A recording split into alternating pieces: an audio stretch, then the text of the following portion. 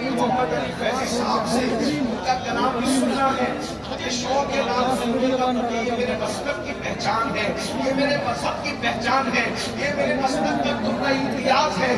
بلکہ ہمارے دادا مرشد حضور مفتی اعظم نے وہ دعا کی تھی، دمِ واپسی تک تیرے گیت گاؤں، دمِ واپسی تک تیرے گیت گاؤں، محمد ممجد پکارا کروں میں۔ لیکن بس بات میں نے اتنی گزارش کی منتظمین سے کہ مجھے تھوڑی دیر گفتگو کرنا ہے، میں جلدی سے گفتگو کر لوں۔ اس کی وجہ یہ ہے کہ مجھے لوگوں کو جگانے کا فن نہیں آتا، مجھے لوگوں کو ہنسانے کا فن نہیں آتا، میری گفتگو بہت ٹوٹی پھوٹی سی اور بے جوڑ جملوں پر مشتمل ہوتی ہے، اس لیے مجھے جلدی سے بتا دو۔ اس کے بعد بھائی محمد علی فیضی کی نعت میں بھی سنوں گا اور میری قوم بھی میرے ساتھ سنے گی۔ میں بہت تھوڑے سے وقت کے لیے آپ کے پاس آیا ہوں، توجہ کیجئے گا۔ آج اس کی محفل ہے، ہزاروں عاشقان رسول موجود ہیں اور اس وقت ہمیں یہ طے کرنا ہے ہماری قوم کے جوانوں کی ذمہ داری کیا ہے، ہمارے قوم کے جوانوں کی ذمہ داری کیا ہے۔ اس لیے کہ یاد رکھنا، جوان بڑا قیمتی سرمایہ ہے کسی قوم کے لیے، جوان بہت اہمیتوں کا حامل ہے کسی قوم کے لیے، اس لیے کہ وہ جوان ہی ہوتے ہیں جب جوان سمجھ جاتے ہیں، جوان اپنے مقصد کو سمجھ جاتے ہیں، جوان جو ہے اپنے مقصد کی تکمیل پر جب آگے آنے کی کوشش کرتے ہیں تو سماج میں انقلاب آتا ہے، سماج میں تبدیلی آتی ہے، سماج اللہ اکبر عروج کی طرف جاتا ہے، ترقی کی طرف جاتا ہے، تمدن کی طرف جاتا ہے، بلندی کی طرف جاتا ہے۔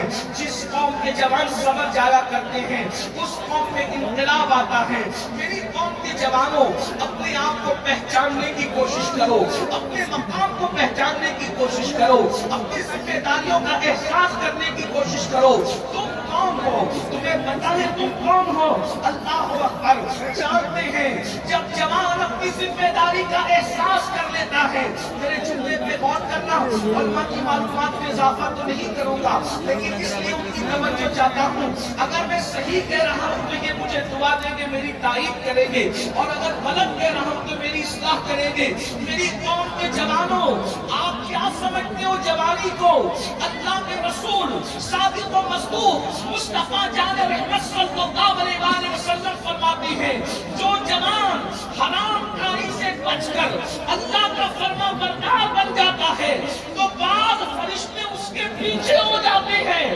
اور وہ بعض فرشتوں سے افضل ہو جاتا ہے۔ معصوم فرشتوں سے، بعض معصوم فرشتوں سے، فرشتے تو سبھی معصوم ہیں، ان بعض عوام فرشتوں سے اس جوان کا مرتبہ بلند ہو جاتا ہے جو جوان حرام کام کرنا چھوڑ دیتا ہے۔ مسلمان جوان، تو فرشتے سے بہتر بن سکتا ہے، تو فرشتے سے آگے نکل سکتا ہے۔ کب؟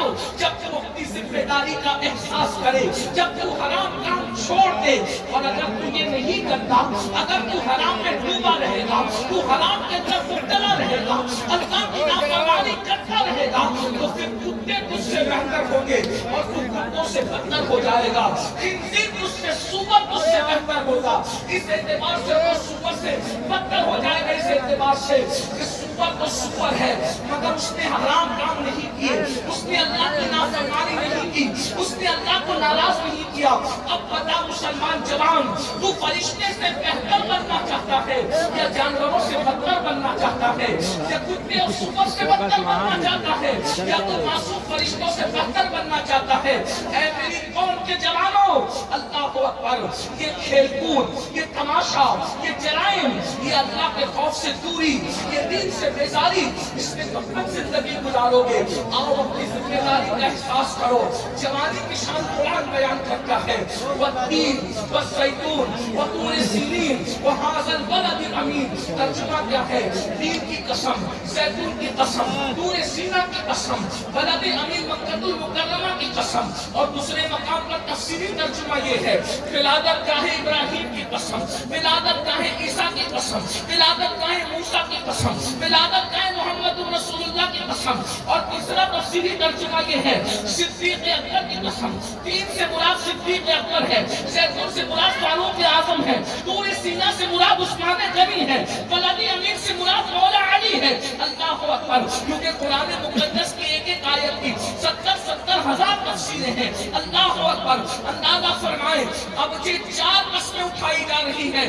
اللہ رب العزت بغیر قسم کے کوئی بات کہے تو بھی اس کی بات یقینی ہے, اس کی بات حتمی ہے, اس میں شک کی گنجائش نہیں ہے. لیکن 4 قسمیں اٹھا کر کہا جا رہا ہے لقد خلقنا الانسان فی احسن تقویم. ہم نے انسان کو حسن عطا کیا, اچھی شکل میں پیدا کیا, اچھی صورت میں پیدا کیا. مفسرین کہتے ہیں لقد خلقنا الانسان فی احسن تقویم سے مراد انسان کی جوانی ہے. ثم رددناہ اسفل سافلین. جب تم نے جوانی کی قدر نہیں کی تو اللہ نے تمہیں ذلیل بڑھاپے دے کرے میں. جوانی کیوں؟ جوانی کی شروعات 16 سال سے ہوتی ہے اور 50 سال پر آتے آتے جوانی ختم ہو جاتی ہے. کیوں عطا کی گئی جوانی؟ اس لیے تاکہ ہم اللہ کا خوف کرتے ہوئے اللہ کی خشیت کے ساتھ اللہ کی عبادت کر سکیں, اپنے آپ کو گناہوں سے بچا سکیں, حرام کاموں سے بچا سکیں. اللہ کے رسول صلی اللہ علیہ وآلہ وسلم نے جوانی کی بھی فضیلت بیان کی ہے اور جوانوں کی بھی فضیلت بیان کی ہے.